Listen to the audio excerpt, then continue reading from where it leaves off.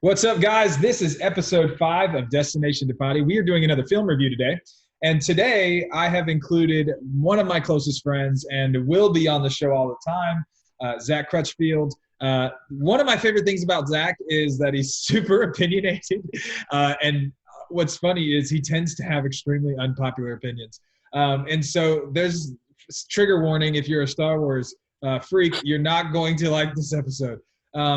So anyways, again, keeping true with most of my episodes, Zack has not really had any time to prepare this, but I know his feelings are so strong on the matter that I could get him on a dime. So all that to say, this is my buddy Zack, and I just want to do a film review of the last Star Wars Episode 9, The Rise of Skywalker. So that is what we are doing here today.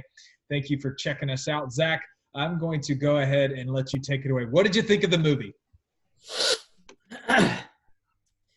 So the trend up until The Rise of Skywalker was that The Last Jedi was the worst Star Wars movie. I thought The Last Jedi was terrible.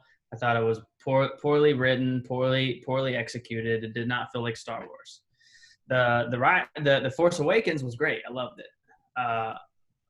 But The Last Jedi sucked.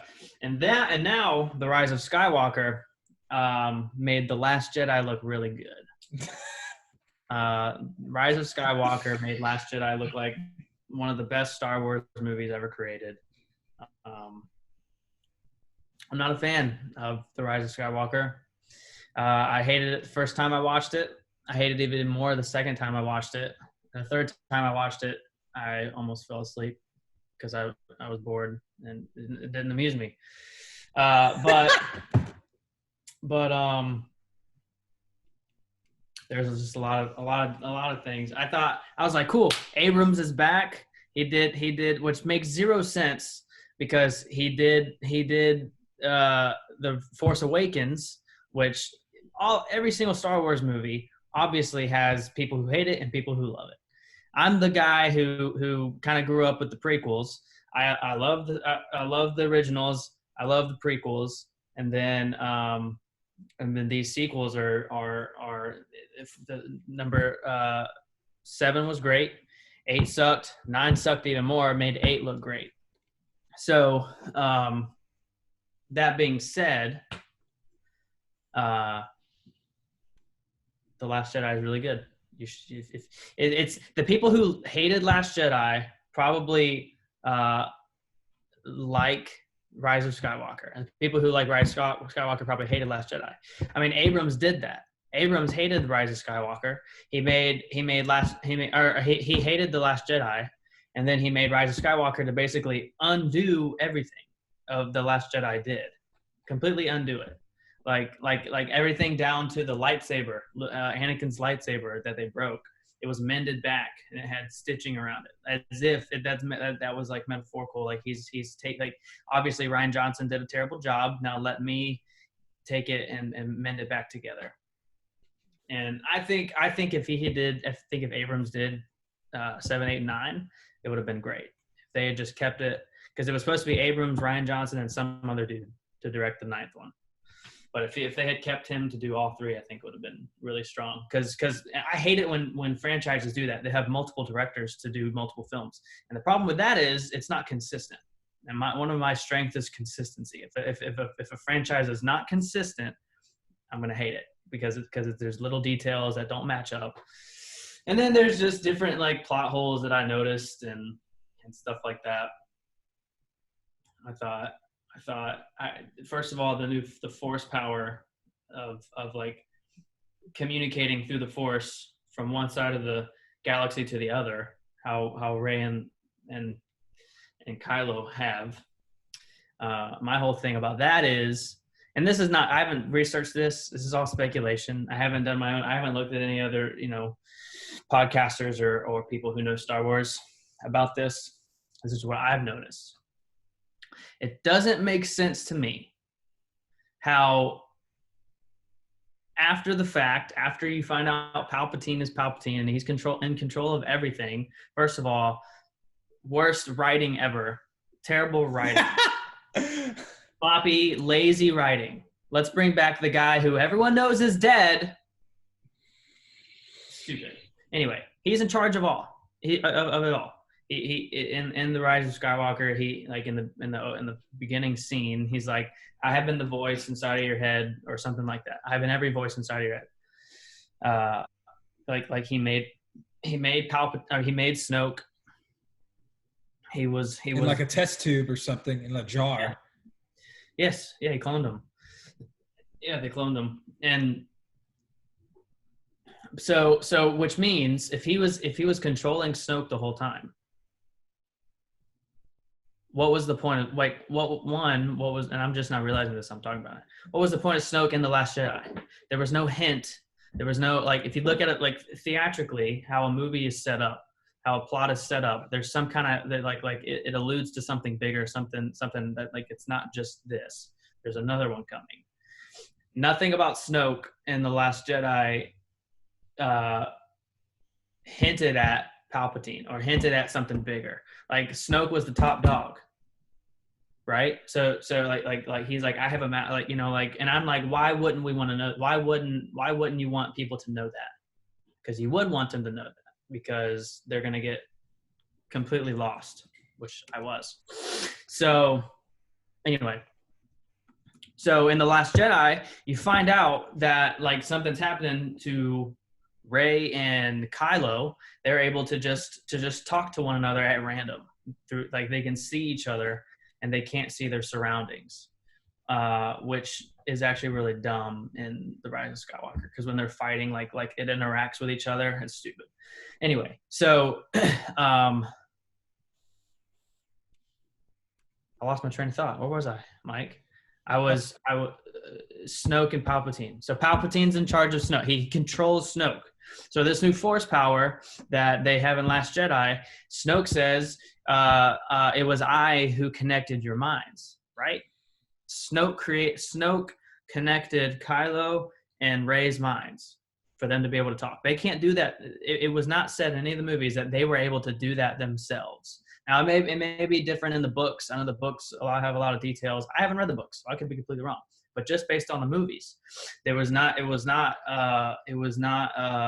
said that Rey and Kylo could turn that on and off at their will.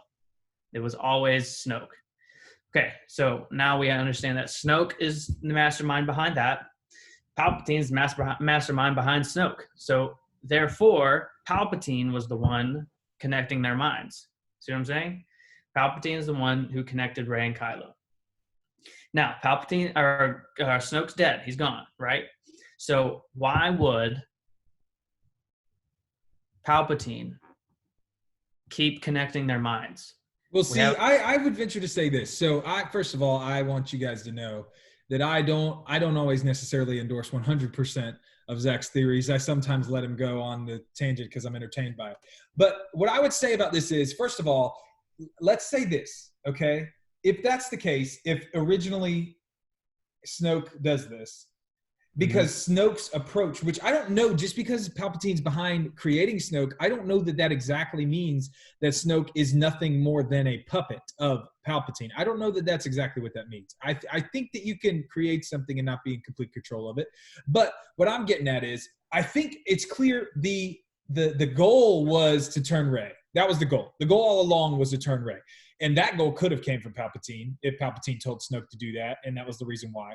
And I think their method was, if we give them a link to someone who has, basically, it's almost like a mirror in the Force, right? Because Kylo was good originally, being trained for good, and was born of, the Leia and Han, the hero side of things, and then turns to the dark side. And Rey, we don't know anything about her story until the end, and that is she's born from the evil side of things, but she actually turns out to be good. So she's almost like this mirror type thing, and they're linked. I don't know that once they start doing that, I don't know that we can just assume for sure that every time they interacted, it had to do with Palpatine. I don't think they have to assume that.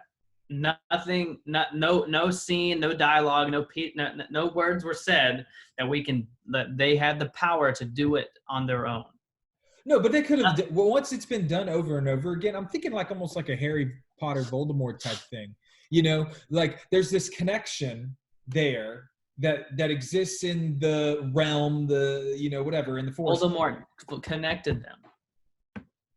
Yes, but Harry started to be able to access towards the end. The reason why I brought that up is because towards the end, Harry actually could control it, and he could go in and see what the heck Voldemort was doing at a given moment because it had happened so often. It had happened so much that he actually started to learn how to use that, and it wasn't just an excruciating pain thing that he couldn't explain. The more educated, the stronger of a wizard he got. So I'm just kind of thinking along those lines. But here's a couple things that I definitely agree with, and then I'm going to say something that could be conceived as wildly controversial. But first of all, as far as like random things happening with the Force coming out of nowhere, I do agree with that. For example, in number 8, which doesn't really have to do with what we're talking about right now, but it illustrates the larger point. When Leia all of a sudden can breathe in space, or if not breathe in space, like traverse through space in order to get to the point where she can then breathe again, to me, that was just like a big fat slap in the face because of the fact that, of course, like we said, we've never seen that before. And Leia has never been like, from what we knew about Leia, she was never like a complete master of the Force. Like we knew she had like certain sensitivities, and of course she is the blood of a Skywalker. All that makes sense. But what I'm saying is, like, there was never this, like, illustration of Leia becoming a master. But on the other hand, in Episode 6, when Palpatine is killed, he is, like, thrown into space. And you would think that if there was apparently the strongest bad guy ever, clearly a master of the Force, he was thrown into in the Death Star. He was thrown into the explosion. The circular, it was like an energy exhaust pipe or something. He was thrown into that, which wasn't into space. Well, it was some sort of First of all, let's stop there. Let's talk about all the kind of cool crap you can do with the Force, jump really high, all that stuff. Why not fly? Make yourself fly. You don't have to jump. If you're falling, you can, like when Obi-Wan's like on that planet, the cloning planet, and number 2, he's just hanging on to the rope that Jango Fett shot at him, and he's like hanging. You know what I'm talking about? He's dangling down like above the water. Just fly, bro. Just use the Force. Well, even I'm okay with them not being able to fly. I just think that like this whole idea that Leia is the one who can manipulate space and has a proclivity to the Force so much so that she's able to get safe. That to me was a big turnoff on number 8. I thought there were some other turnoffs on number 8, but we're not talking about that. We're talking about number 9. So back to number 9 for a second. Here's the fundamental disconnect between you and I think. And this is not popular, okay? And I will just say this, okay? This is in no way disrespecting the absolute leaps and bounds, especially that the first 3 movies, 4, 5, and 6 did for film and changed movies forever, and the phenomenon they became, and all of those other things. I can understand, respect, and appreciate those things, and still believe what I'm about to say. And what I'm about to say is, I think the Star Wars movies are just okay.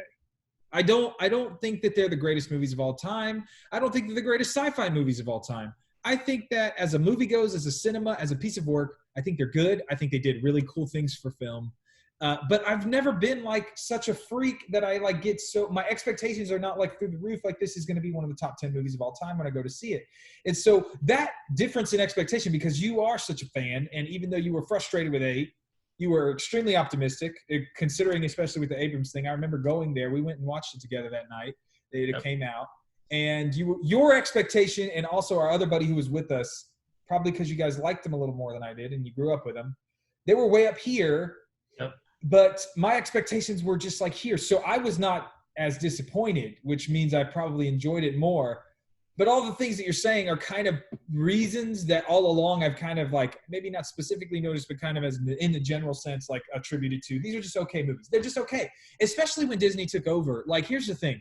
My chronology for 7, 8, and 9 was 7. It was not that great of a movie. I thought that they had a lot of things they left on the table. What I really loved about it was this nostalgic piece, and I really thought it was a good, a decent at least intro from like we're going from years without no Star Wars films, years without chronology being extended, but we're gonna go ahead and we bought this franchise. We're doing another thing with it, and so I think they accomplished that. Well, then I had a lot of expectation on 8. I was like, okay, this one's gonna be great. it's going to build on that. And it seemed like they really couldn't decide which direction they were going. Were they going just nostalgic? Were they going with this new world? Yeah. And then that is when 9 came. And to me, and they have 3 different directors with no plan. Stupid. And I just think that 9 came and it really just cemented the fact that, like, you know, these are going to make a lot of money. I'm going to watch them, you know, and a lot of people are going to watch them. But I just don't think that it's like, you know, if I were to rate it out of 10, I just think it's like a solid 7.5. Like, it's just a good movie. I enjoyed it. But as soon as I start going into the deeper things about it and trying to dissect it. Oh, and you also, I know one thing you hated about 9. Some people accused Endgame of this, which I defended Endgame on this front. But it was so fast. It was so fast in between scenes. It was almost like an old school cartoon, like the 1960s Batman, where it would finish a scene and then it'd be like, and then we saw it late. We saw it like 9 or 10. I thought I was dreaming. I thought I fell asleep in the theater, and now I'm dreaming because it's so quick cut. There's no dialogue. Like, it seemed like every single piece of dialogue was said so that they could get a reaction out of the other character. And for another thing, C-3PO, I hate him more now. After they give him way too many jokes, too many lines. Like, 3PO, shut up. Stop. I'm glad he lost his memory. Oh gosh. So, like, it was dumb. It was like, and they, you know, it was weird. It was like, what? It was super unsatisfying, the whole thing. Well, we got one guy super unsatisfied. Just to be clear, one thing that you said that I think a lot of people will disagree with is you really enjoyed the prequels. I think you were in the minority on that. As a kid, they came out when I was younger. I mean, the first one, what was the first one? 2001 was episode 1? Was that it? It seems like 2001 was 99 or 2000 something. Yeah, so that came out back then, and I'll tell you, you know, I thoroughly enjoyed the movies back then because I was October 16th, 2000. Oh, in theaters, May 9th, 1999. There you go. So, you know, I was 7 years old at that time. So I really enjoyed it then. I didn't understand anything, and I hadn't even seen 4, 5, and 6. So I just remember literally the only thing I remember from a kid was the racing, Anakin with the pod racers. And like that one had a 53% of Rotten Tomatoes, 59% from the audience. So like most people did not enjoy that movie.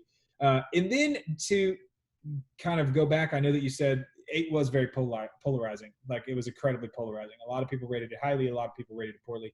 That one had 91% on the critics side of thing on Rotten Tomatoes and only 43% from the audience. Yeah, now, which 8, 9 are completely different. Yeah, and I would say you usually, from what I've seen, you tend to be more on the side of as far as what you think about a movie. Usually almost always goes more with the critics because you tend to be a little more critical, which isn't a bad thing. I love that about you. That's why I'm having you on for a film review. But 9 was 52% from the critics and 86% of audiences liked it. And I think that had a lot more to do with just the way it made you feel. Like, it was like the end of something significant. And, you know. Yeah, it was the end. It was the end. And how dare she just be able to just be like, no, I'm a Skywalker. I'm just going to. I actually like that. You're not. I'd much rather her claim. How about be a Palpatine and then use that as good? Like, oh no, I am a Palpatine, but my grandfather was an idiot. I think we're a little past that. I don't know if that's possible. I don't know. Man. I'm just saying, I don't live in that galaxy, and I'm not in that time a long time ago. But I'm just saying that would be tough for me to swallow. Why? Well, think about it. You know, just think about it. Like, I'm thinking she can. I'm Rey Palpatine. Okay, all right. Here, let me go controversial. Are you particularly interested in? I'm not going to say that. Well, okay, I'll say it. Are you particularly interested in anything that like Bill Cosby's daughter has to say right now? Who's that? Exactly. But that's the point. Like what's his name is tarnished. Like, I know it's not necessarily that's right. not why she did that. That's not why she said, I'm Rey Skywalker. It's not. No, because she's like, that was her, like, you know, spirit dad. Wanted to be a Skywalker. That was like her spirit dad. Yeah, it just. And she defeated the enemy from all time. It was super. I thought it was very political. Like, you can be who you like. You can, like. I thought it was like. I didn't pick up on that, but what I did pick up on was I kind of like that part. I didn't quite understand the burying and 2 lightsabers. Maybe that's because I haven't paid enough attention to it. But anyways, that was that. So anyways, Zach, out of 10, what do you give that movie? 6. 6. And I think the biggest problem, see, most people are like 6.5. That's higher than the critics. That's under what most audiences, but most people would be like 6.5 ain't bad. But I think you were And coming that's in just because I expecting have that 9 respect for plus. Star Wars. That's just because like I'm like I'll go to Star Wars World. I haven't been. I want to go. You went like a month or two ago. Yeah, And it was a great time. like I want to get like if like I'll go. It'll be a year from now. And like I'll watch it. I'm like that's kind of cool. Like but I would rather watch any other movie than Rise of Skywalker. I would rather watch Justice League than the Rise of Skywalker. Oh man. Now that right there is a controversial topic that we can leave off on. Go ahead and let us know how much you agree, how much you disagree. What did you think of the Rise of Skywalker? Zach, thanks for joining us. And that is probably going to wrap this up. Thanks again, guys. This has been episode 5 of Destination DePottey. Well, this is our second film review. We will keep these coming. Let us know if you like them. Thanks so much. Well, that was Zack, one of my best buddies, and I know that there's going to be people who agree with them, people who disagree with them. Let me know. Drop a comment. Do something. Make sure you subscribe to the notification bell. And again, as always, want to thank Local Fair Jack's. If you are in the Jacksonville area, this is a crazy, chaotic time. During your quarantine, you want the freshest produce available, and I can't recommend them enough. Get localfairjacks.com, localfarejax.com. That's localfairjacks.com. I think they have a discount code right now, but don't hold me to it. Go ahead, check them out. Locally sourced fruits and vegetables. They've got a store. You can add all kinds of add-ons. They are the jam. I love them. You will too. The safest way to eat in this time because the fewest hands touch it straight from the farm to your table. Thank you so much, guys. This has been episode 5.